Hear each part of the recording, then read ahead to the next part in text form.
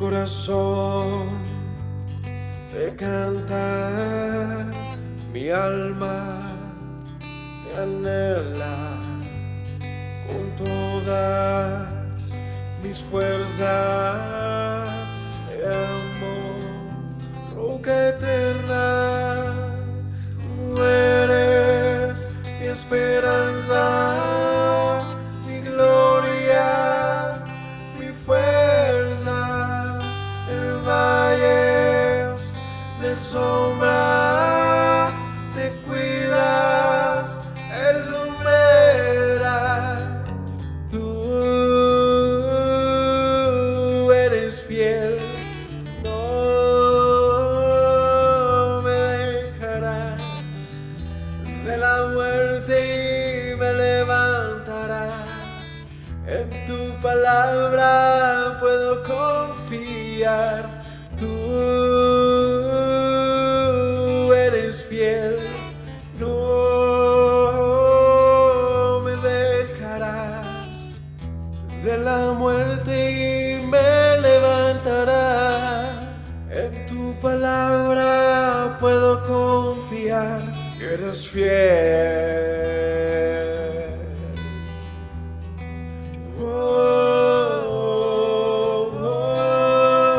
Mi corazón te canta, mi alma te anhela con todas mis fuerzas.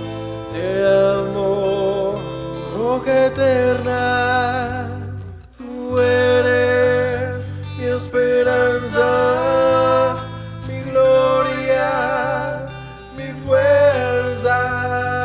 En valles de sombra te cuidas, eres lumbrera. Tú eres fiel, no me dejarás de la muerte y me levantarás. En tu palabra puedo confiar. Tú eres fiel, no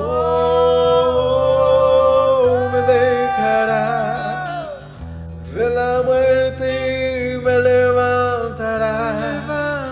En tu palabra puedo confiar. Eres fiel, eres fiel. Tú eres fiel, no me dejarás de la muerte y me levantarás. En tu palabra puedo confiar. Tú eres fiel, no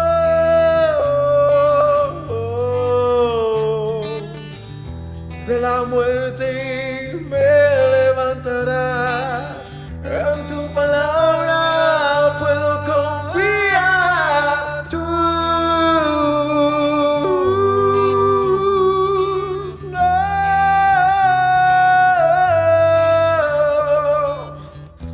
de la muerte y me levantarás. En tu palabra puedo confiar. Eres fiel, eres fiel. Tú eres fiel, no me dejarás de la muerte y me levantarás. En tu palabra puedo confiar.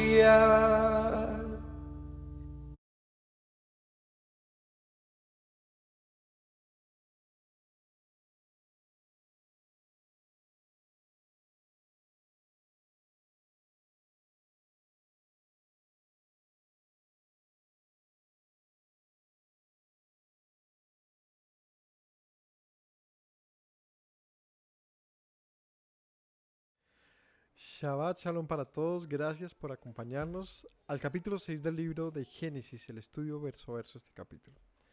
Si se perdió en el capítulo 5, les invito a que lo vean en una lista de reproducción en nuestro canal como Génesis verso a verso y bueno, cualquier capítulo anterior.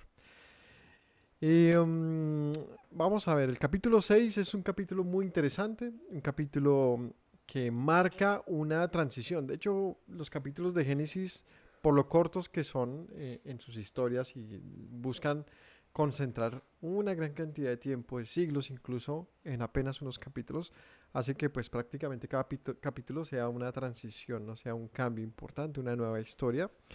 Y el capítulo 6, por supuesto, nos va a presentar un contexto que va a traer razón por la cual va a venir un juicio a la tierra, un juicio de niveles, de nivel apocalíptico, catastrófico, un reseteo humano de nivel que no hemos visto, que no se repitió nunca más, pero que sin duda anuncia también un destino para la humanidad, un futuro en el cual veremos si hay un patrón que se pueda repetir.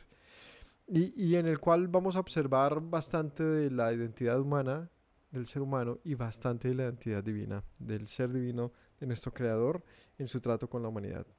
Así que este es el capítulo 6, es el capítulo donde se va a hablar de el contexto prediluviano y del diluvio como tal, de un varón llamado Noé, que lo mencionamos esta mañana, como el tope o el último en la descendencia, el linaje que viene desde Set, y sería el hombre que traería, que el Señor usaría, escogería para preservar la humanidad.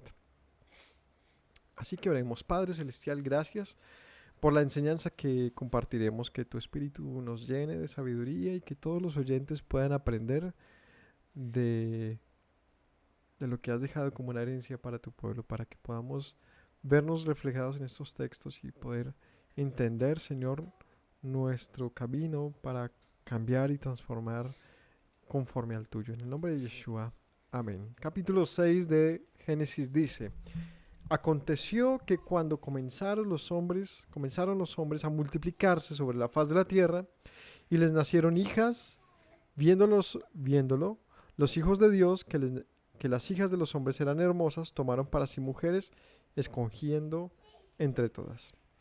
Bueno, aquí ya marca un nuevo tipo de relato, ¿no? Aconteció que cuando comenzaron. Es un capítulo que ya empieza con una narrativa diferente, más bien parecida a la que se narra en los capítulos 2 al 4, donde ya se narra, ¿no? O sea, viene esta intención de contar una historia a modo de una vivencia, una anécdota, una historia conocida, un relato, y en este caso habla de lo que sucede después de las genealogías, ¿no? Que, como mencionamos esta mañana, muy probablemente el capítulo 5 como el capítulo 1 son textos que fueron, digamos, incrustados posteriormente con el fin de comprender el mismo contexto de la narrativa bíblica del capítulo, de la narrativa bíblica del libro de Génesis. Y bueno, después de haber hablado de la genealogía, que son 10 generaciones desde Adán hasta Noé, por el lado de la línea de Set, que sería el tercer hijo de Adán, y como lo narra la escritura, como un sustituto de Abel, el justo, quien había muerto o había sido asesinado por su hermano, viene aquí un contexto. Aconteció que cuando comenzaron los hombres a multiplicarse sobre la faz de la tierra, les nacieron hijas. Viéndolo los hijos de Dios, que las hijas de los hombres eran hermosas, tomaron para sí mujeres, escogiendo entre todas. Viene un texto que es un texto bastante extraño, tiene muchas opiniones, debates acerca de lo que podría referirse, y vamos a hacer una opinión. Dice aquí, viéndolo los hijos de Dios. Entonces, primero, los humanos empiezan a multiplicarse, tienen hijos e hijas, pero resulta que aquí introduce una frase curiosa: viéndolo los hijos de Dios. El término hebreo para esto es Benei Elohim. Benei Elohim, los hijos de Dios. Que las Benot, que las hijas de los hombres eran hermosas. Resulta interesante preguntar quiénes son estos hijos de Dios, porque está hablando que a los hombres les nacen hijas, luego dice, viéndolo los hijos de Dios, que las hijas de los hombres eran hermosas, pareciera sugerir que hay otro grupo de seres llamados los hijos de Dios, que no corresponden a los hijos e hijas de los hombres.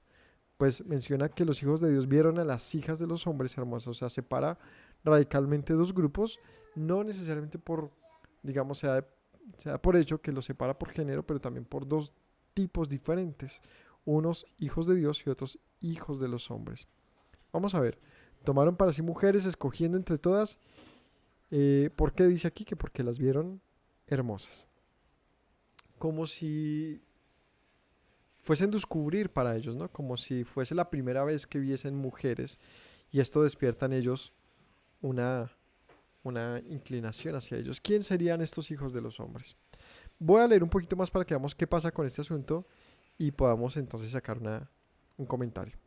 Dijo Yahweh: no contenderá mi espíritu con el hombre para siempre, porque ciertamente él es carne, más serán sus días 120 años. Y aquí viene el verso que puede ser clave para entender el verso 2. El 4 dice: habían gigantes en la tierra en aquellos días. También después que se llegaron los hijos de Dios a las hijas de los hombres, y les engendraron hijos. Estos fueron los valientes que desde la antigüedad fueron varones de renombre. Entonces aquí narra un contexto pues singular. Habían gigantes. El término hebreo para gigantes, ¿cuál es? ¿Sí se acuerdan? Los nefilim. Aquí el término que se utiliza para este gigante en particular es nefilim, en plural, que viene del término hebreo nafal, que significa caer, y es de ahí que, bueno, ya ahorita les expongo algunas de las opiniones de los que podrían ser estos, pero se tiene el término, el pronombre nefilim, que significa gigantes. Y esto pues obviamente nos surge, no prende como las alarmas de hacernos pensar, ¿cómo así que la Biblia habla de gigantes? ¿Qué tipo de gigantes? ¿Gigantes al estilo de Goliat? ¿Será que es ese tipo de gigante? ¿A qué tipo de gigantes podría referirse? Dice que este tipo de gigantes les nacieron, dice, después que se llegaron los hijos de Dios a las hijas de los hombres. Aquí en efecto sí enfatiza que los hijos de Dios y las hijas de los hombres son dos grupos diferentes, en el cual hay una mezcla de un tipo de seres que no sé, de los cuales no habla mayor parte, pero de las hijas de los hombres sí es comprensible, dado que dice, empezaron a multiplicarse y les nacieron hijas a los hombres. Es claro que estas hijas a las que se refiere son descendientes de Adán y Eva, es decir, son mujeres como, pues, comunes, como nuestras madres, hermanas, hijas, esposas, pero habla de los hijos de los hombres y es un término diferente, porque dice que la mezcla entre mujeres, hijas de hombres y los hijos de Dios que se mencionan acá generó gigantes. Ahorita vamos a ver qué se puede decir de eso. Les engendraron hijos y estos fueron los valientes que desde la antigüedad fueron de renombre, y vio Yahweh que la maldad de los hombres era mucha en la tierra, y todo signo de los pensamientos del corazón de ellos era de continuo solamente al mal. Se arrepintió Yahweh de haber hecho al hombre en la tierra, le dolió en su corazón, y dijo Yahweh: raeré sobre la faz de la tierra a los hombres que he creado, desde el hombre hasta la bestia, hasta el reptil y las aves del cielo, pues me arrepiento de haberlos hecho, pero no he hallado gracia ante los ojos de Yahweh. Entonces, leí rápidamente este capítulo, este apartado, porque queremos ver ¿qué es el contexto y qué está generando este contexto? Estamos hablando de que la humanidad se multiplica, de que viene una mezcla que no se entiende si es entre hombres y mujeres normal o entre unos seres llamados los hijos de Dios y las mujeres, lo cual trae otros seres llamados los nefilim, o traducido como gigantes. Crece la maldad de los hombres, la inclinación del corazón del hombre es al mal, y esto genera que Dios diga: me arrepiento de haberlos hecho, los raeré de la tierra, y no solamente a ellos, sino a los hombres, las bestias, reptiles y aves, es decir, todos los seres prácticamente del mundo terrestre, ¿no? Es decir, no acuáticos. Me arrepiento de haberlos hecho, pero no he hallado gracia ante los ojos de Dios. Y viene la pregunta: ¿qué sería tan grave como para que Dios decida en un tiempo tan corto? Pues han pasado solamente 10 generaciones, desde Adán hasta Noé, y Noé para este tiempo tendría unos 500 años, si contamos los hijos de Noé que ya estaban para este momento, entonces 11 generaciones, pero relativamente era poco tiempo el que había pasado. Si contabilizamos esto, y si en promedio los hijos de todos estos que mencionamos en la mañana, en la genealogía, se tuvieron un promedio de 100 años de diferencia. Quiere decir que de hijo a hijo, en 10 generaciones son 1000 años en ese promedio, así como para hacer una cuenta rápida. Si contabilizamos los hijos de Noé también, serían unos 1100 años, ¿no? ¿Qué pasó tan...? ¿Qué? Tuvo a los 500, a 1500 años. Ahí llegaríamos a 1500 años como para esta época, lo que fue el dato que les dije esta mañana. Podría ser el tiempo que tomó desde la salida de Adán del huerto hasta el diluvio. Que fue tan grave como para que en 1500 años Dios decida raer a la humanidad, ¿no? Ojo, ese es el término. Los raeré, los cortaré. Pues vamos a enfocarnos en primera instancia en lo que en orden se menciona acá. Dice que unos seres llamados los hijos de Dios se llegaron a las mujeres, las tomaron. Bueno, ahora sí, ¿qué podría hacer referencia a esto? Hay varias posibilidades de estos hijos de Dios que se mencionan acá. Hay por lo menos unas 3 tradiciones en este sentido. Una, gigantes. Literalmente gigantes en el sentido tipo narrativa de David derrotó al gigante Goliat y en la tierra de Canaán habían gigantes. Es decir, si hay una verdad bíblica en este sentido. Verdad me refiero que es que no es algo para ser interpretado, no es algo tipológico, ni, ni, ni está encerrado, digamos, en una literatura antigua, sino más bien es un hecho desconocido para nosotros. Y es que había una raza de gigantes, que ahora veremos si serán los mismos del caso de Goliat. Pero aquí menciona que cuando se cruzaron los hijos de Dios con las mujeres, con las hijas de los hombres, se generaron estos llamados gigantes. Entonces, posibilidad 1, gigantes. Sustento para esto. Hay un sustento y está en el libro de Enoc. En el libro de Enoc, que es un libro que se le atribuye no necesariamente a Enoc, como que Enoc lo haya escrito, sino es la historia de Enoc. Es decir, la tradición oral escribió una historia acerca de lo que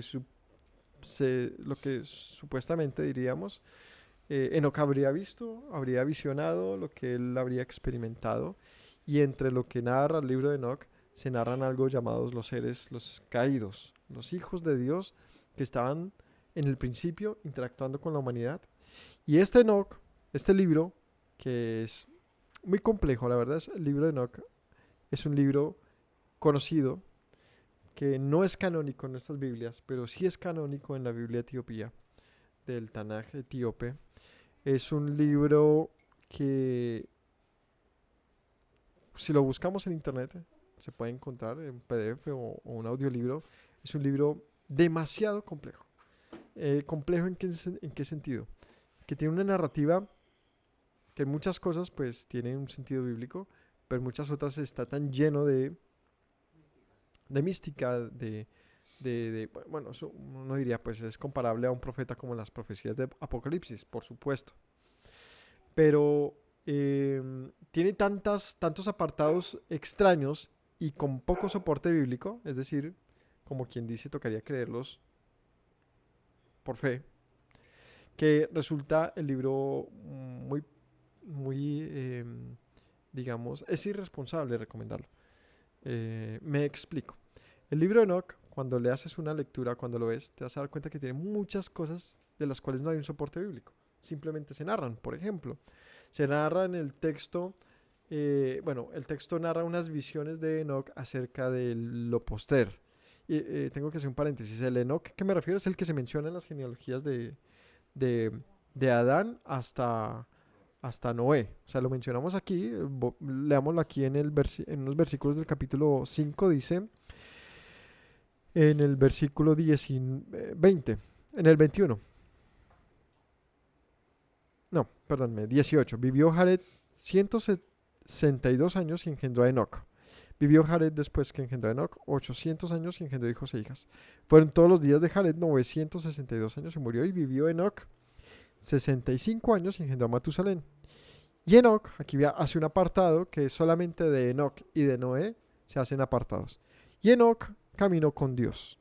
Después que engendró a Matusalén 300 años, engendró hijos e hijas, y fueron todos los días de Enoc 365 días. Caminó pues Enoc con Dios y desapareció porque le llevó Dios. Días, dije días, años. Vivió 365 años y murió. Y dice aquí algo muy interesante: caminó pues Enoc con Dios y desapareció porque Dios le llevó. Entonces de Enoc se narra algo único en toda la Biblia, y es que Enoc no murió. Si lo leemos estrictamente según la narrativa, dice que él caminó, sí, pero digamos en esta manera, que caminó con Dios y desapareció. O sea, como quien dice, no se sabe dónde está su tumba, no se sabe qué pasó con él, pero diríamos, o se entendería que se llegó a conocer que Enoc simplemente fue arrebatado, si es el término, o fue, fue llevado hacia Dios. Y es algo muy interesante. Vamos a dejarlo ahí. Enoc no muere. ¿Por qué no moriría Enoc? Además, dice aquí que caminó con Dios y le llevó. Fueron todos los días de él 365 años. Que esta mañana me compartió un comentario interesante, y pues equivaldría a 365 días del año, lo que podría representar el paso, la vida de un hombre que desde que nace termina aprobado por Dios y no ve la muerte. Y un ciclo anual, bien sabemos, como todos los ciclos, el de Shabbat, 7 días, el de un mes, luna nueva, y el de un año, todas las estaciones, en particular el del año, es el más quizás representativo a lo que se refiere a la vida de un hombre. Tiene una primavera, un verano, un otoño y un invierno. O sea, tiene todo un ciclo de eventos que mostraría cómo hay un ciclo, digamos, dentro de la naturaleza. Nos mostraría algo así con el hombre, pero independientemente de eso, hay algo muy interesante, y es que si Enoc no muere, ¿qué papel habría jugado Enoc en la historia? Y aquí no narra más, no sabemos nada más de Enoc, pero entonces viene a jugar aquí el plano del libro de Enoc. Entonces, el libro de Enoc cuenta la historia supuesta, que yo no puedo confirmar, sería muy irresponsable. La tradición judía ni cristiana lo, digamos, lo apoya, por lo que les mencioné, por lo sugestivo que es el libro, pero viene algo muy interesante. ¿Y qué pasa con el libro de Pedro?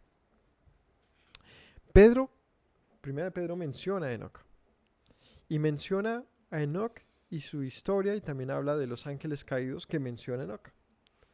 Lo que nos hace pensar que de repente nosotros por canon no lo tenemos en nuestros libros, pero no significa que antaño sí estuviese. Hay algo muy interesante, y alguna vez en alguna predicación que hice acerca del canon bíblico, mencioné que el canon bíblico es algo muy relativo. Es decir, el canon bíblico es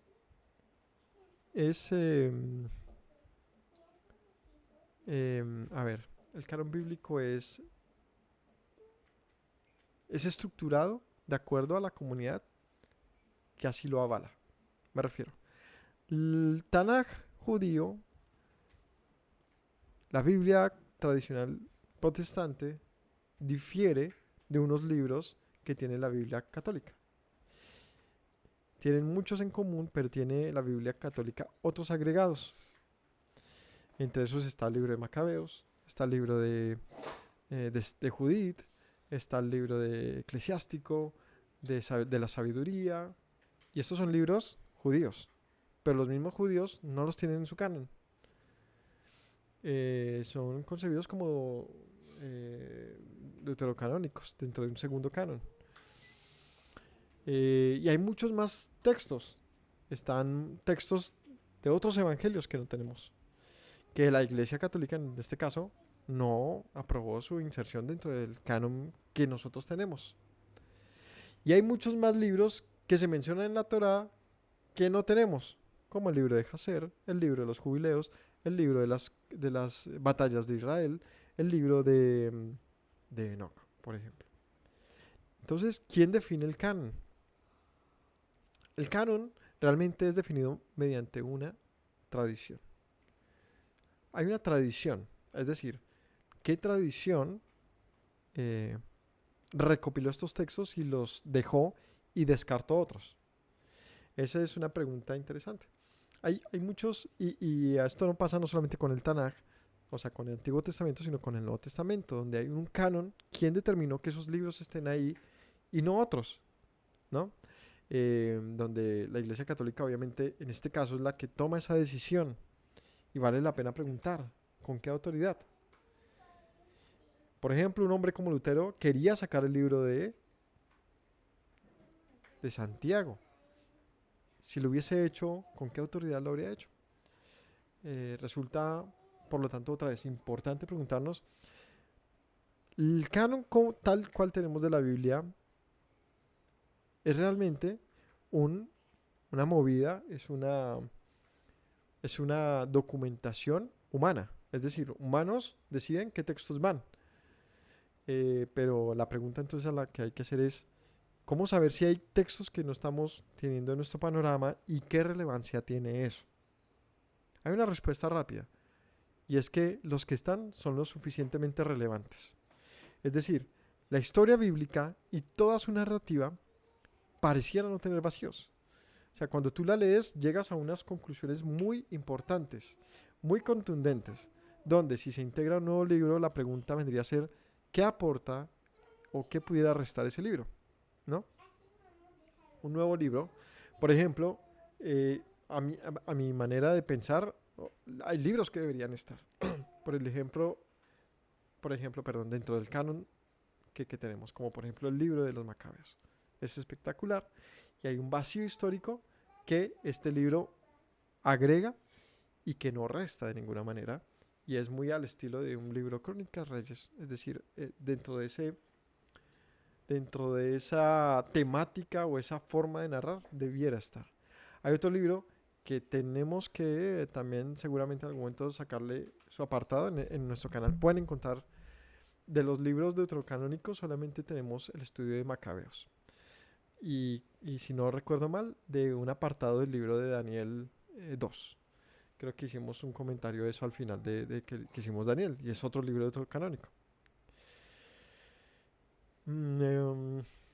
Pero hay libros como Eclesiástico y Libro de la Sabiduría, que he leído unos apartados y es genial, son muy bonitos. E incluso están citados por los apóstoles. Entonces uno se pregunta, ¿qué de la biblioteca antigua nosotros hemos dejado de lado simplemente por la tradición? Simplemente porque, digámoslo así, de alguna manera por un sesgo, o simplemente porque Dios así lo permitió. Pero que nos aportan. Porque si Pedro cita a Enoch, entendemos que para ellos era un libro canónico. Es decir, no sé si dentro de un canon tipo había un rollo completo, que creo que no era el caso, sino era conocido el rollo de Enoch. Es decir, está el rollo de Isaías, de Daniel, de los salmos, de la ley, etcétera. Pero ¿en qué momento se crea un canon que compile todo, es decir, la Biblia? Eso es algo eh, en tiempo de Ptolomeo, que lo hace y genera la Septuaginta, y es donde hay un canon, ojo, no muy conocido en tiempo antiguo, pero luego llega a hacerse normal. Que el comentario de esto, para entenderlo, es que quizás el canon bíblico conocido en el resto de lugares fuera de Judea era el canon de la Septuaginta. ¿Cómo lo sabemos? Porque muchos de los textos traducidos, cuando se citan, por ejemplo, está hablando del apóstol, dice, como dijo el profeta. La versión que citan y que se tradujo al griego es la que está en la Septuaginta y no en otras, mm, en otra versión. Lo que nos deja pensar que o el traductor que pasó, en un caso, del hebreo o del arameo al griego, utilizó como referencia la Septuaginta, o era así, o realmente los apóstoles también se apoyaban en eso para hablarle a los gentiles. Independientemente cuál sea el caso, lo que quiero enfatizar es por qué Pedro, sin sonrojarse, cita a Enoc, cosa que ninguno de nosotros haría. Yo no soy capaz de decir, entonces estos eran hombres caídos, ¿por qué Enoc lo menciona? No puedo hacer eso. ¿Y por qué? Porque estoy contradiciendo a Pedro, no, sino porque simplemente no, por un lado, ni entiendo el libro de Enoch, y segundo, porque como no está dentro del canon que nosotros tenemos, vale la pena preguntarnos, ¿es Dios por qué no lo permitió así? Ya que estamos hablando de 2000 años por lo menos. Un rollo, un canon que tenemos de 2000 años de antigüedad.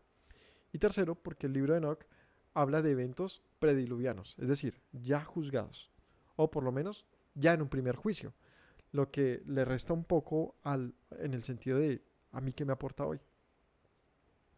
Por eso no me atrevo a decirles, vamos a estudiar el libro de Enoch, y porque es muy extraño realmente, es muy extraño. También hay otra parte importante, y es que no sabemos qué tan original sea la copia del libro de Enoch actual. Bueno, hay un sustento a esto, y es que pues sí hubo una parte del judaísmo etíope que lo preservó. Entonces, pues si lo han preservado, lo que haría falta es pues encontrar un rollo muy antiguo que ayude a sustentar ese texto. Pero sin embargo, y a pesar de todo, sigue siendo un libro de la tradición judía. Es decir, así como cualquier otro texto que se encontrara hoy, muy antiguo, no significa que deba estar dentro del canon. Y muchas cosas, naturalmente, fueron mencionadas. Por ejemplo, dice el apóstol, ¿no? Algún apóstol dice que Satanás luchó contra el ángel del Señor por el cuerpo de Moisés. Eso no nos lo narra la Torah. ¿De dónde saca eso él? De la tradición. O sea que mencionar la tradición como una manera de aportar un conocimiento no significa y no equivale a mencionar la Torah, pero sí es la manera entonces que sabemos que ellos entendían los eventos. Y es otro apartado. Esto es otro asunto y es, recordemos que los apóstoles están interpretando. Ellos hacen una función muy única en toda la Biblia. Los apóstoles quizás son los únicos que se ponen en plan, vamos a interpretar los escritos y a ver cómo tiene un cumplimiento en Yeshua, lo que nos deja ver mucho de cómo se pensaba. Y eso es una luz muy hermosa, porque es meterse en el pasado y ver cómo pensaba una persona acerca de la misma historia que nosotros tenemos en el Tanaj. Es decir, si yo hago una lectura del Tanaj, va a tener una manera de pensar X de ello. Pero cómo lo vería un Pablo, un Pedro, es otro asunto, porque eso depende mucho del contexto, demasiado, y de las tradiciones. Y por supuesto, es muy evidente que ellos muchos textos los ven a la luz de su propio contexto y tradición, en donde fuera del canon que tenemos, por ejemplo, ellos dicen, sin sonrojarse, Satanás luchó contra un ángel, contra el ángel de Yahweh, por el cuerpo de Moisés. ¿Cuál es el sustento? Ni idea. ¿Lo podemos aseverar? No podríamos. Diríamos, pues que lo está diciendo un apóstol. Sí, pero ¿cuál es el sustento? Ahora, no es doctrinal. Simplemente es una mención que hacen desde su conocimiento. ¿De dónde es ese conocimiento? Y así podemos hablar de muchas historias y de muchos conocimientos, como por ejemplo Satanás, en esencia, el tema del dragón, de la serpiente y su evolución a lo largo de las culturas y del tiempo, donde cada cultura en la manera que entiende un asunto, pues así también lo escribe. Lo que no necesariamente daña la conexión bíblica, sino más bien nos deja ver la riqueza cultural de las épocas y de la comprensión que para cada pueblo tuvo esto. Por ejemplo, en el libro de Crónicas y Reyes hay una diferencia significativa en un evento, y es cuando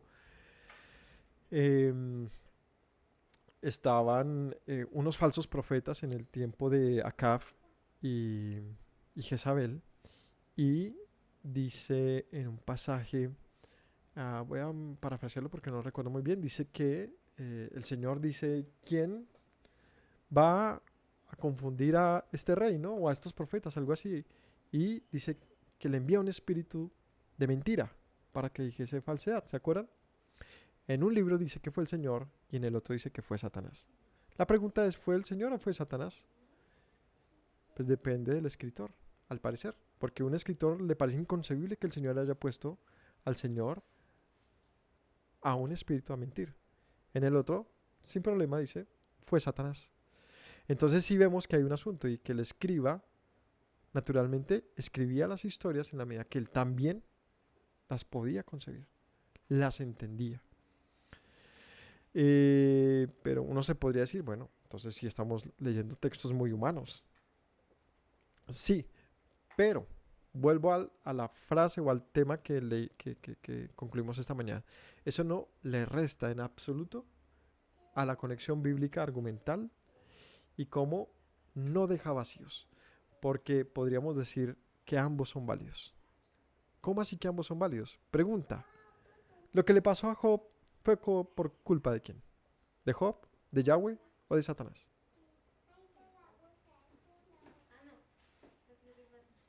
Los tres están en el evento. Satanás dice al Señor, ¿nos considera tu siervo? Y el Señor le dice, ve y haz. ¿Quién lo hizo finalmente? ¿El Señor o Satanás? Pero es válido decir que fue Satanás, como es válido decir que fue el Eterno. Y no porque sean lo mismo, ni nada, no me refiero a eso, sino porque depende de la perspectiva, sí lo hicieron. Satanás fue el que le quitó todo, pero fue bajo el permiso del Señor, o sea que fue el Señor. Pero dependiendo de lo que tú quieras decir y a quién se lo quieres decir y lo que tú entiendas, podrías verlo desde uno o el otro punto. Satanás tentó, insistió para que, para que Job lo perdiera todo. Satanás fue el culpable. Pero desde otra óptica, no, Señor. El Señor le permitió para probar el corazón de Job. Pero desde los amigos de Job, Job, no te quejes, seguro te lo merecías. ¿Vemos? Me hago entender. De tal manera que dependiendo del intérprete, por eso como decíamos la frase del otro día, ¿no? Traductore, traitore, es traductor traidor, significa que dependiendo de quién traduce puede traicionar una forma de ver. Pero finalmente, en lo particular de estos casos que les he mencionado, sin importar cuál de esas traducciones sea posible, creo que caben. Claro, el Señor envía un espíritu de mentira diciendo nada se sale de su poder. Como dice Isaías, yo soy y no hay Dios fuera de mí. Yo hago todas las cosas. Pero por supuesto, ¿quién engaña al profeta? Pues un espíritu de engaño. Entonces, ¿quién lo hizo?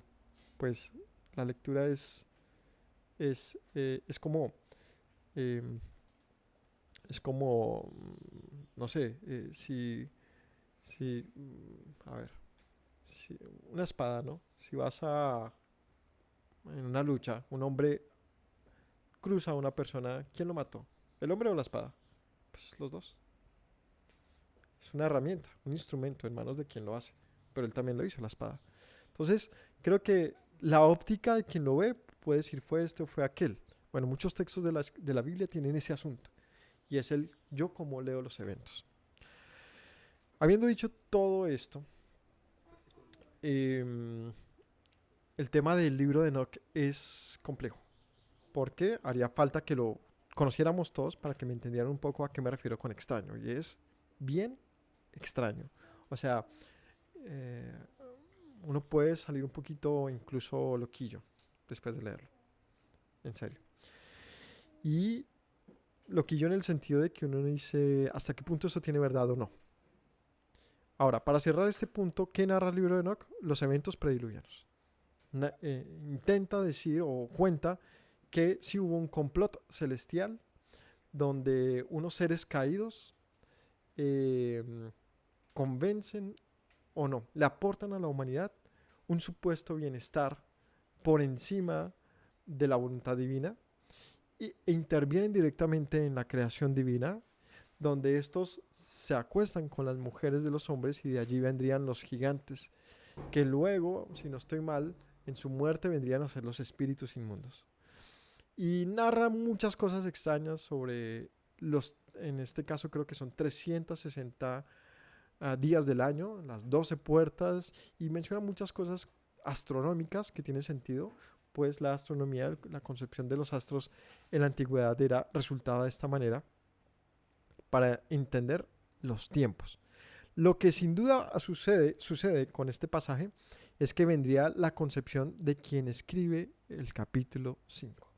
Si el libro de Enoch, del capítulo 6, perdóname, si el libro de Enoch era más antiguo, o la historia de Enoch era más antigua, pues sin duda haría daría pie a entender por qué el que escribe el capítulo 6 lo escribe como lo escribe.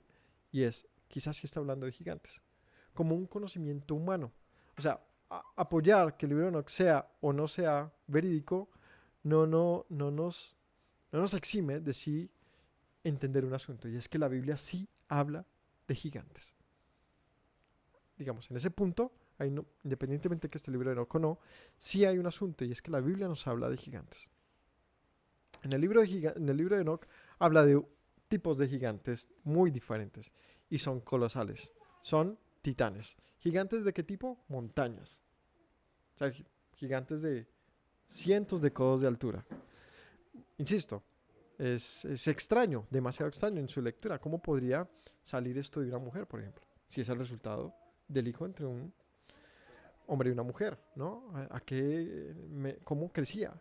Lo que hacían estos gigantes, según el libro de Enoch, es que se comían a los hombres y se comían sus ganados. Eran insaciables y los hombres se convirtieron en esclavos de ellos para alimentarlos, lo que aumentó considerablemente la violencia. Y tiene sentido, ojo, por eso digo, el libro de Enoch nos sirve como un punto de vista muy antiguo, no confirmado, pero sí muy antiguo, de lo que podría de alguna manera haber sido este prediluvio. Y es que era una época en la que sí, estos hijos de Dios realmente eran celestiales, eh, habrían generado un nuevo tipo de raza que había desordenado la humanidad. Es curioso que Dios juzgue las bestias y los reptiles y las aves. ¿Ellos qué culpa? ¿Por qué? También se cree a partir de esto que el cruce no solamente había sido con humanos, sino con animales también. Mejor dicho, un cruce genético en el cual, por supuesto, la humanidad se había corrompido. Y esa corrupción ya no solamente atañe a la corrupción de tipo soy malo, sino a la corrupción de tipo mi humanidad, mi especie. Ya no puedo decir soy imagen de Dios, a la imagen de Dios. ¿Entendemos? Entonces, esa es la opción 1. Y es la humanidad, perdón, los hijos de Dios como seres celestiales, que ahí vendría otro paréntesis, es el tema que hablamos esta mañana, y entonces sí existía otra raza a nuestra forma y semejanza, ajena a los hombres. Esta mañana hablamos de eso, ¿nuestra forma es única o es equivalente a la otra? Pues si hay seres celestiales con esa misma forma, ellos no la adoptaron, la tenían. Y viene otra pregunta más difícil aún. También lo hacían entonces con reproducción. Porque si se pudieron cruzar con mujeres es porque podían reproducirse. Es todo lo que se parta de ahí es extraño. Porque hay un pasaje que dice que los ángeles ni se casan. No necesitan de ese asunto. Equivale a que no tienen reproducción. Porque quizás, recordemos que la reproducción es un asunto de la manera en que el hombre y la mujer son, digamos, separados para luego unirse y generar uh,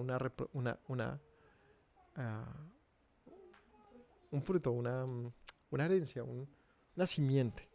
Pero eso pareciera muy de nuestro mundo.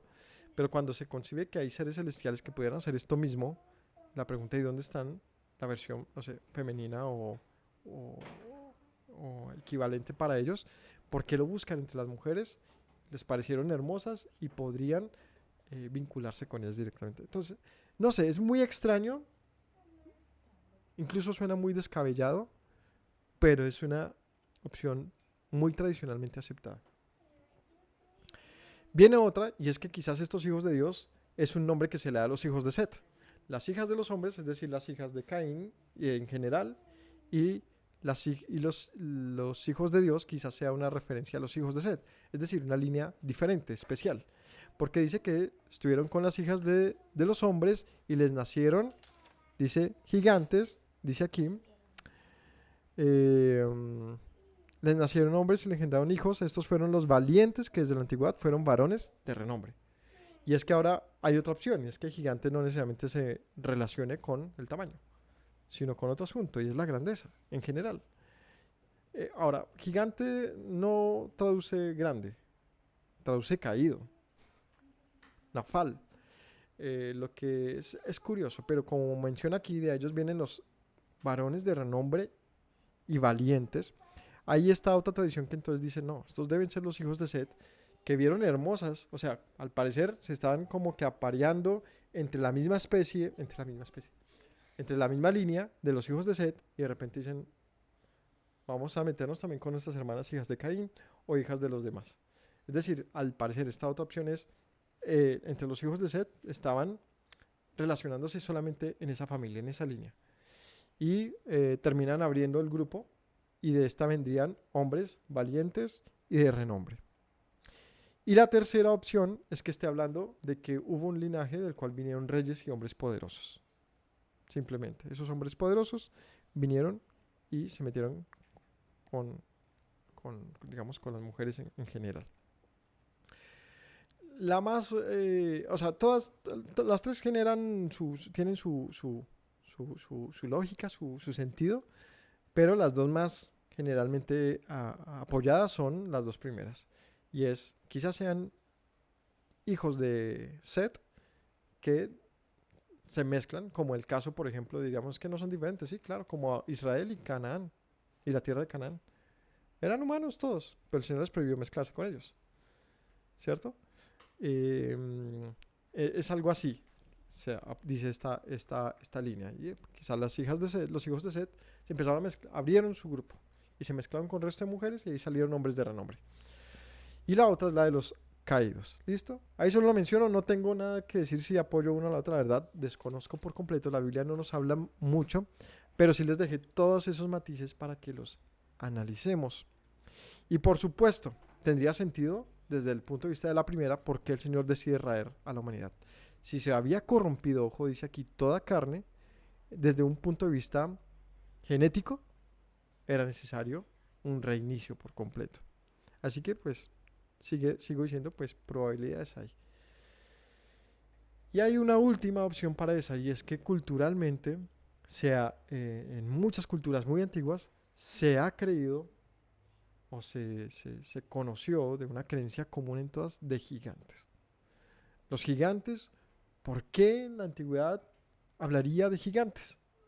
¿Será que lo que para nosotros es una opción mitológica en algún momento podría haber sido? Entonces dice alguien, bueno, ¿dónde están los restos? Hay muchos canales donde intentan justificar el creer que hubieron gigantes, pero las pruebas lo dificultan.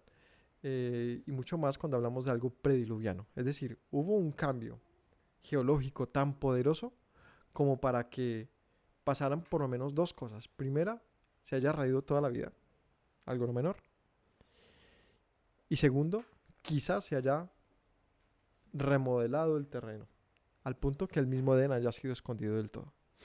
Es decir, cuando tú ves la narrativa de los ríos que atraviesan el Edén, no coinciden con los ríos que atraviesan esa zona hoy. No coincide. La opción más sencilla es el tiempo que ha tomado que el mismo terreno se haya, digamos, cambiado y los ríos se hayan cambiado curso. Pero cerrando este punto,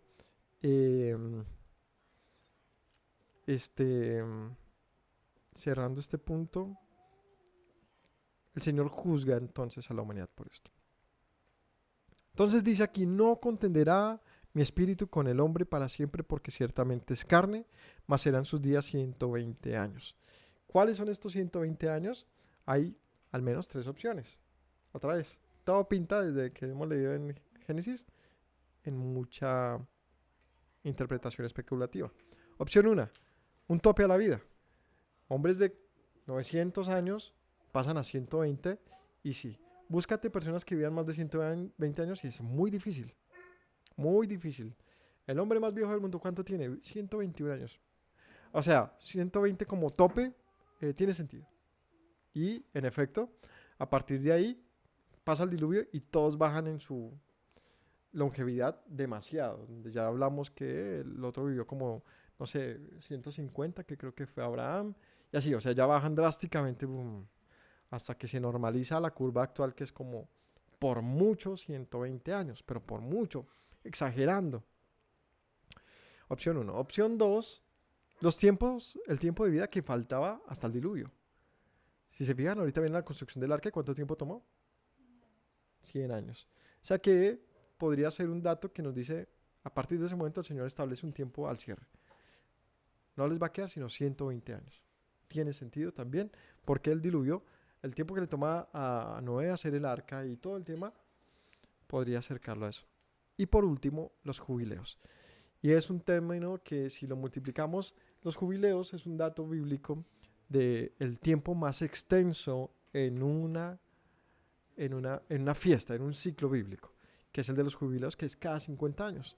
Y 50 años por 120 años da 6.000 años. 6.000 años es un número que tiene mucho sentido, porque habla del sexto día y por lo tanto diríamos el día de la creación, el día del hombre y también el día de su destrucción. 6.000 años como tope del hombre. También tiene sentido e incluso me atrevería más a decir aún, más aún, los tres son posibles. Y los tres no solamente son posibles, sino pueden coexistir. ¿Faltaban 120 años para el diluvio? Sí. El hombre como tope 120 que le recuerda siempre que hasta ahí le va a llegar su vida, sí. Y un múltiplo al jubileo que nos hace también saber el tiempo de la humanidad. También. Entonces creo que las tres opciones son muy válidas y nos dejan también pensar en que el tiempo se está agotando.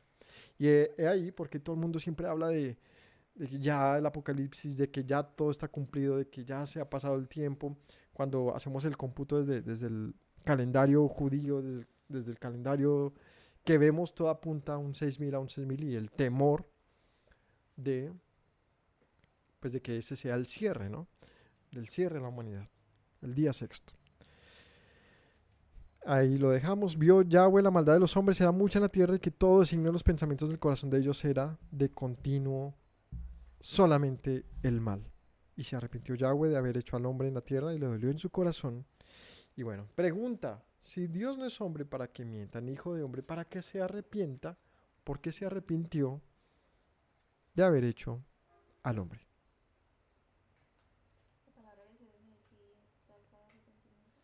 Sí, pero no es la palabra común para arrepentimiento, es una palabra poco usada. La palabra de arrepentimiento que se utiliza aquí se llama, espérame que yo busque esa palabra, se llama, un segundo.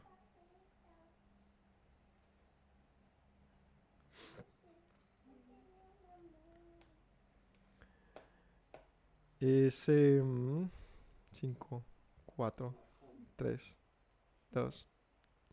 Naham, lamentar o incluso consolar. Nahar. Perdóname. Naham, perdón, con M al final, Naham, Naham, que significa lamentar. Y bueno, puede ser relacionado a la traducción. Otra vez. Dios se arrepintió, se lamentó. ¿Qué significa realmente esto? El texto dice que Dios no miente ni se arrepiente, ni es hijo de hombre para que se arrepienta. Como quien dice, el arrepentimiento es algo exclusivo de los hombres, que tiene que ver con su equivocación, con su error. Es decir, Dios no se equivoca, por lo tanto no puede arrepentirse, porque no es como nosotros que nos equivocamos. Sea entonces por claro que Dios no puede fallar. Dios no puede fallar. Si Dios no puede fallar, ¿cómo dice aquí que Dios se arrepintió? Bueno, el texto puede estar simplemente sugiriendo lo siguiente, y es, Dios lamentó el comportamiento humano. Es decir, el comportamiento humano fue de tal intensidad en el mal que Dios lamentó que su propia creación se hubiese desbocado de esa manera. Porque sabemos que no se arrepintió en el sentido de arrepentirse como un error de él. Aquí estamos vivos. Si fuera tal caso, nos habría reído realmente, pues fue un error. Pero el hecho de que estemos aquí vivos quiere decir que desde el principio él sabía que lo que estaba haciendo era bueno en gran manera. Es decir, no desdibuja el propósito divino. Lo que sí nos deja ver es el sentimiento de Dios por la humanidad. Lamento que sean así. O sea, a mí me duele que sean tan malos, inclinados al mal. Entonces, sin duda, no está hablando de un error divino. Dios se equivocó y se arrepintió, ¿no? De hecho, el término para arrepentimiento de Dios aparece en muchas ocasiones, ¿no? En los textos, cuando el Señor decidía arrasar con su pueblo. Lo menciona en muchas ocasiones. Lo que representa es el lamento divino, un lamento divino. Y esto nos deja ver algo muy interesante acerca de Dios, y es que Dios tiene sentimientos. Es que a veces los sentimientos son extraños, porque pareciera algo muy humano. O sea, los sentimientos mmm, no parecen racionales, sino son asuntos como que de algo que nos mueve, ¿no? Son como ondas en nuestro ser que van, que son movidas no por nuestra mente, sino parecieran independientes.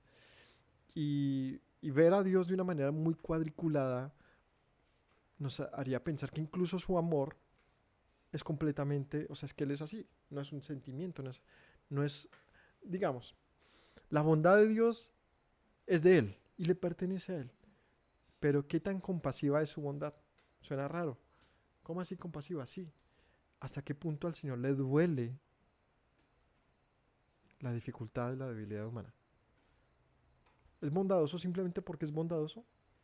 ¿O también interviene que a Él le pese nuestra condición? Y es un descubrir darnos cuenta que a Él le pesa nuestra condición. O sea, que no solamente Él es bueno porque es bueno, o es justo porque es justo, sino que también actúa en Él un sentir, es decir, también movido, no sé cómo decirlo, pero de alguna manera para darme a entender, por un impulso del cual luego no se arrepiente porque no falla en ello tampoco. Si el Señor dice, tendré misericordia de quien tenga, me compadeceré del que me compadezca, está diciendo, yo voy a expresar mi amor como yo quiera y nadie me va a decir cómo hacerlo. Y en eso nadie puede calificarme de injusto. Significa que Él mueve su corazón no solamente en cómo Él es, sino también en la capacidad que tiene para hacer. Y esta es movida no solamente otra vez por sus capacidades, sino por algo que me parece muy interesante los sentimientos, y es esto. Es como un movimiento, ¿no? No son cuadriculados, se mueven. Y bueno, creo que ahí como siempre me meto a darle mucha vuelta, a filosofar, pero sí me deja ver a mi Señor, darme cuenta que lo que yo hago le incomoda. No es simplemente como, el Señor sabe cómo yo soy.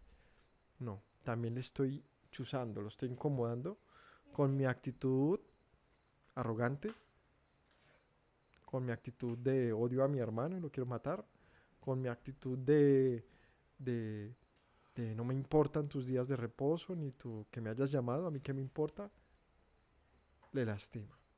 Y eso me hace pensar en que no solamente Dios me va a raer y punto, ¿no? También súmale que Él te vea como una creación preciosa y diga, lamento tanto que seas así. Uf, áspero, ¿no? Duele. Creo que es importante resaltar eso. Le dolió en su corazón. Dijo, raeré de sobre la faz de la tierra a los hombres que he creado, desde el hombre hasta la bestia y hasta el reptil y las aves del cielo, porque me arrepiento de haberlos hecho.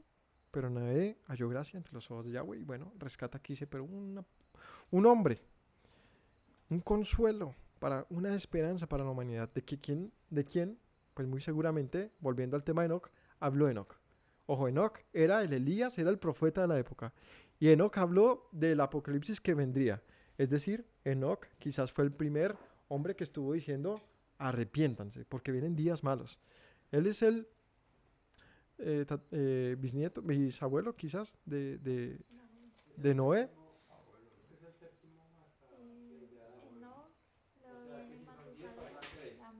Enoch, Matusalén, Lamec y Noé. Es el bisabuelo. Sí, es el bisabuelo. Sí, es el abuelo. Sí, porque está Noé, ¿no? Lamec, papá, abuelo Matusalén y bisabuelo Enoch. Que por la edad que tenían, pues todos se conocían. O sea, normal, era normal. Muy seguramente Matusalén, Enoch, me tocaría hacer el cómputo. Pero si no, por lo menos hasta Lamec, porque recordemos que es que no tenían los hijos ahí mismito. Pasaban cientos de años para tener estos de este linaje. Bueno, el caso es que sí, este hombre anunció el apocalipsis venidero, el juicio final que vendría para ese momento, por lo tanto resultó ser el profeta de la época. Y todo lo que anunció, pues, se cumplió. Y bueno, pero Noé halla gracia entre los ojos de Yahweh. Estas son las generaciones de Noé. Y aquí viene otra vez una generación. Noé, varón justo, era perfecto en sus generaciones y con Dios caminó Noé y engendró Noé 3 hijos, Sem, Can y Jafet. Y aquí viene la misma frase, que Noé caminó con Dios como Enoc caminó con Dios. Entonces nos preguntamos, ¿qué es caminar con Dios? Era justo. Enoc también fuera justo entonces. ¿Por qué Enoc fue movido? ¿Por qué no vio la muerte Enoc? Quizás porque él no era meritorio del diluvio.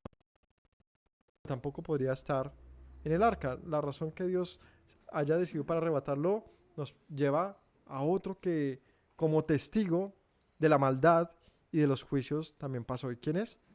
Elías. Elías. Y continúa los 400 y 500 años después cuando le dieron le dice lo del arca, que sería 500 más 400, sería casi 900, muere 100 años antes.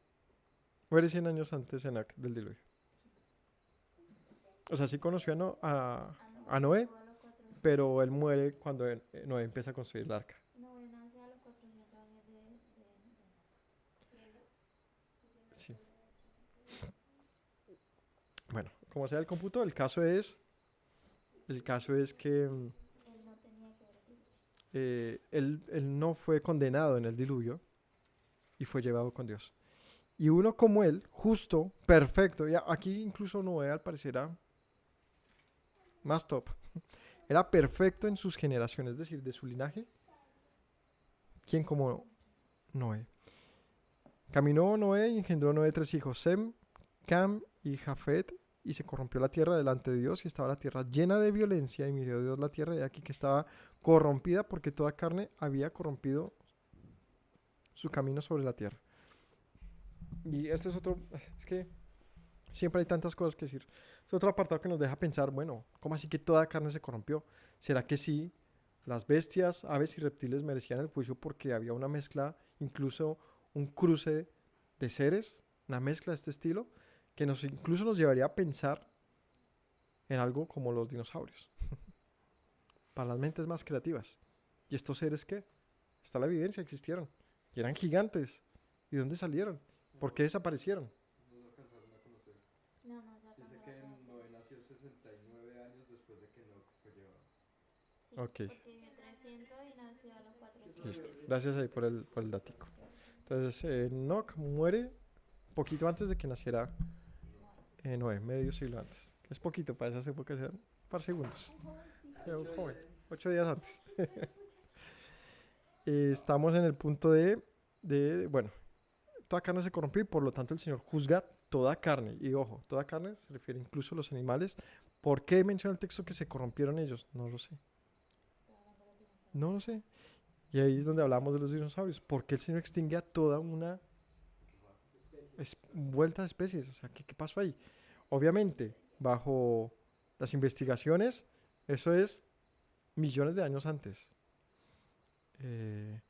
Hablar de apenas 5.000 años, eso no es nada. No, no, no, no, no, no, no tiene comparativo, pero sí genera un campo a pensar que hace falta mucho que saber del pasado. Sigamos, dijo pues Dios a Noé, he decidido el fin de todo ser porque la tierra está llena de violencia a causa de ellos y aquí que yo los destruiré con la tierra. Hazte un arca de madera de gofer, harás aposentos en el arca, la calafatearás con brea por dentro y por fuera. De esta manera la harás de 300 codos de longitud del arca, de 50 codos su anchura, de 30 su altura, una ventana harás al arca y la acabarás a un codo de elevación por la parte de arriba y pondrás la puerta del arca a su lado y la harás piso bajo, segundo y tercero. He aquí que traigo un diluvio de agua sobre la tierra para destruir toda carne en que haya espíritu de vida debajo del cielo. Todo lo que hay en la tierra morirá. Mas estableceré mi pacto contigo. Entrarás en el arca tú, tus hijos y tu mujer y las mujeres de tus hijos contigo. Y de todo lo que vive, de toda carne, 2 de cada especie meterás en el arca para que tenga vida contigo, macho y hembra serán. De las aves según su especie, de las bestias según su especie, de todo reptil de la tierra según su especie, 2 de cada especie entrarán contigo para que tengan vida. Toma contigo de todo alimento que se come y almacénalo y servirá de sustento para ti y para ellos. E hizo Noé conforme a lo que Dios le mandó. Dice que trajo un juicio sobre toda carne y le pide que de toda carne meta 2 de cada especie, de los que mencionó. bestias, reptiles y aves. Varios temas aquí. Me toca ya meterle acelerador. Varios temas para mencionar. Primero, Sem, Can y Jafet, 3 hijos que tendría Noé. Muy probablemente, mencionan algunos, hayan sido trillizos. Sean hijos, digamos, del mismo tiempo. Y de ellos es extraño hablar de quién es el primogénito, pues a veces se narran en orden diferente. Sem, Can y Jafet, a veces Jafet, Cam y Set, y a veces Sem, bueno, mejor dicho, los turna ahí en diferentes lecturas, y según el comportamiento, diríamos que pasa lo que pasa en muchos pasajes de la escritura, es que termina el menor teniendo la primogenitura, que en este caso sería Sem. Pero eso es otro caso para lo que pasa después del diluvio. Otro asunto para mencionar acá es, bueno, el Señor decide destruir todo con un diluvio. Dice aquí, he aquí que yo traigo un diluvio de agua sobre la tierra para destruir toda carne en que hay espíritu de vida debajo del cielo, en que hay tierra, todo morirá. Mas tus hijos, mujer e hijos contigo, y todo lo que vive de toda carne de especie traerás contigo. Más atrás, me ayudas a encontrar el pasaje, dice, haré un pacto contigo. Yo me encontré ese texto. Haré que mi pacto ya, en el 18. Estableceré mi pacto contigo y entrarás en el arca tú y tus hijos. Estableceré mi pacto. Aquí se menciona por primera vez este término y es el pacto, y con esto voy a cerrar. Un pacto. ¿Cuál es el pacto que el Señor haría con Noé? Que no se menciona que haya hecho antes, ¿no? O sea, el término como tal de pacto es mencionado por primera vez. Nos demuestra que el Señor condicionaría a la humanidad de una manera diferente. O más bien, expresaría una condición clara. Hago un pacto. Yo determino que yo haré esto y no haré aquello, a fin de que tú también hagas esto y no aquello. Es decir, las reglas claras. Como quien dice, esperaría que ustedes entendieran lo correcto y lo hicieran, pero me di cuenta que todos son inclinados al mal. Así que yo les establezco un pacto a fin de que conozcan el camino de bien y se corrijan. La verdad es que, en conclusión de todo lo que hemos aprendido hasta ahora acerca de la humanidad, es que la humanidad es inclinada al mal. Y que todo camino, digamos que humanista, donde la humanidad tiene un buen corazón, es desestimado por la misma historia. En mi país ha pasado algo recientemente que nos deja ver mucho esto. El presidente ha querido hacer algo que se llama la paz total, y en su intención de llevar al país a un reseteo de, ¿sabe qué es que aquí hay tanta violencia? Ojalá que hagamos la paz todos. Algo muy, muy, digamos, por unos aprobado, por otros no. Independientemente de eso, siento yo que la misma humanidad dijo al presidente de una otra manera, ¿sabe qué? Nos reímos en su cara de sus intenciones, porque aquí nadie es bueno. Lo que pareciera es que el presidente de nuestro país, quien pareciera ser muy, muy de ese pensamiento, es un hombre progresista, humanista, él cree en la humanidad, se da un baldado de agua fría y se le dice, la humanidad misma le dice, ¿sabe qué? Nosotros somos una chanda, o sea, ¿usted qué espera? ¿Paz con quién? ¿Paz? Pues venga y le mato gente, para que vea cómo es que es la paz. ¿Paz? Pues venga y hacemos más corrupción para que vea cómo es un gobierno. Y no quiero decir que el tipo sea un santo o pobrecito, no, lo que digo es que es muy ingenuo de pensar que simplemente con la intención del perdón y de ponernos todos con decir todo va a estar bien, todo se va a solucionar. No, es evidente que no. La humanidad de por sí es corrupta y malvada. Y uno dice, no, eso lo será otro, pero no yo. Claro, hasta que estamos en una situación que nos hace ver quiénes somos. La verdad es que siempre las situaciones de crisis nos deja ver quiénes somos. ¿Quiénes somos? Y no basta ir a asesinar al otro. Basta ver el comportamiento en general del país. Del país, o sea, es muy lamentable ver siquiera la violencia verbal que hay en cualquier canal de red social. Hay tal violencia que uno dice, ¿de verdad hacemos eso? Nos deja pensar que sí es muy ingenuo pensar que la humanidad se puede corregir por sí sola, o que lo único que le ha faltado a la humanidad es un apoyo, es, ¿cómo decirlo? Como decir, sabes que yo sé que tú puedes cambiar, no, no es así. Y la Biblia nos lo muestra, el Señor dice, lamento que ustedes todo el tiempo lo único que quieren es matarse unos a otros. Caín, podías haber dominado, pero mataste a tu hermano. Ustedes pudieron haberme buscado, pero prefirieron comer el fruto y perderse, y no hay nadie que me busque. Los raeré. Pero si va a haber una segunda oportunidad, me van a buscar y van a tener que entender que hay un camino.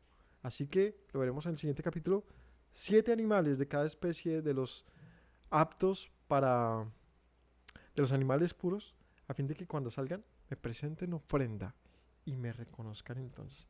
El Señor establece, quizás si lo vemos desde un punto de vista con este pacto, se establece Él como único camino que la humanidad había desechado y les dice, no señores, si no es por medio de mí, no podrán tener, digámoslo así, una segunda oportunidad. Así que para cerrar el pasaje de hoy tenemos que decir con mucho lamento, como el mismo pasaje lo dice, que humanamente, sí, tenemos un gran potencial. Nos ha llamado el Señor a ser a su imagen y semejanza. Pero nuestra incapacidad egoísta no nos deja ver más allá. Y siempre seguimos desnudos, cubriéndonos y escapando. En vez de decirle, Señor, aquí estamos, ten misericordia. Es importante, aquí se describe un camino que no conocía la humanidad. Y es el camino del cambio y del arrepentimiento, el camino de la transformación, donde dejan de actuar mal para actuar bien y de esta manera descubrir que todos como humanos tenemos la opción de hacer bien también. Es decir, que el mal que habita en nosotros no nos define. Pero es un error gravísimo pensar que somos buenos. Ha perdido su humanidad, dicen cuando alguien es malvado. Y no sé, ¿cómo así? ¿Cuál era la humanidad? ¿La buena? Porque lo que yo veo de la humanidad es que justamente a diferencia de la naturaleza de los animales, es que son completamente malvados. Un hombre va y golpea, mata a un perro a golpes y dice, uff, qué falta de humanidad. Más bien, ¿qué humano es? Porque eso no lo haría otro animal, eso lo hace un hombre. Matarlo por simple placer. Así que siento que el término humanidad ha sido mal usado porque se ha tratado de poner como un acto de suprema bondad. No, creo que lo pones un acto de, tampoco de maldad, sino un acto de un ser particular, donde sus cualidades buenas y malas siempre están al máximo, ¿no? Es tiempo de buscar a Dios, es tiempo de buscar a Dios, es tiempo de buscar a Dios, pues la maldad humana, hoy en día, quizás como toda época, pero calculándolo ya a cuántos miles de millones de personas, pues es más, ¿no? No es lo mismo la maldad de 2 que la maldad de 8.000 millones de personas. El daño que causamos en masa no es lo mismo que causan 2 personas, ¿no? Hay que fijarnos en lo masivos que están siendo nuestros actos de maldad y preguntarnos, Señor, ¿cuándo tu juicio está listo? Estamos seguros que es pronto, porque nuestra maldad nos precede. Que el Señor, ahí sí, tipo frase de película, nos coja confesados. Que el Señor bendiga. No mentiras, no, de verdad, pensemos y razonemos que todas las señales están marcadas. El juicio del Señor es inminente y nosotros, la verdad, no dejamos un camino diferente. Que el Señor nos dé de su paz y misericordia, nos enseña a reflexionar de nosotros mismos y a cambiar a fin de que Él diga de nosotros, varón justo y recto delante de Dios es Camilo, Samuel, Luis, Temi, Angie, Catherine, Eduardo, Clara, y seamos diferenciados en nuestra descendencia. Que tengan todos una bendición especial del Eterno en el resto de días. Shalom.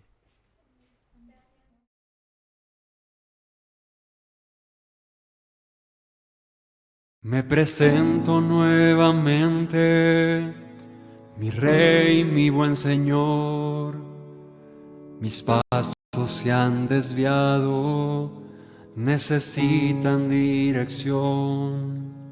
En tu amor me he refugiado, Yeshua, pues así al Padre puedo hoy decir: me presento nuevamente, mi Rey, mi buen Señor. Mis pasos se han desviado, necesitan dirección. En tu amor me he refugiado, Yeshua, pues así al Padre puedo hoy decir: Abba, Padre, Baruch atah. Señor Dios nuestro Rey de eternidad. Abba, Padre, Baruch atah. Adonai Eloheinu melech haolam.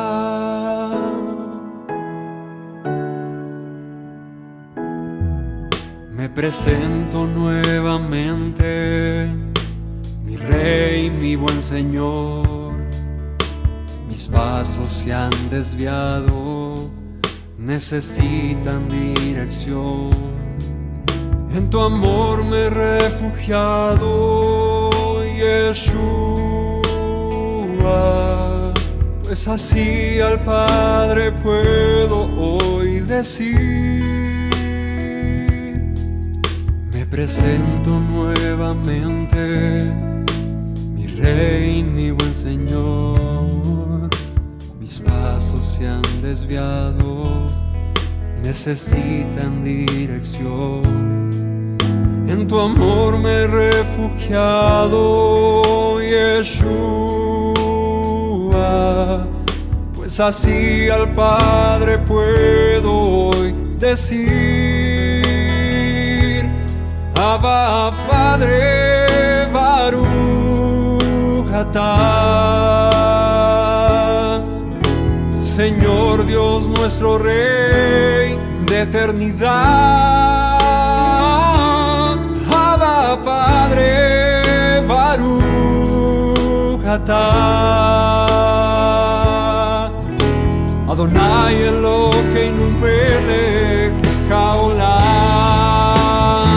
Diste tu hijo con devoción, sacrificio de amor, hasta la muerte el seguir dolor para darme salvación. Al tercer día resucitó, a la muerte él venció.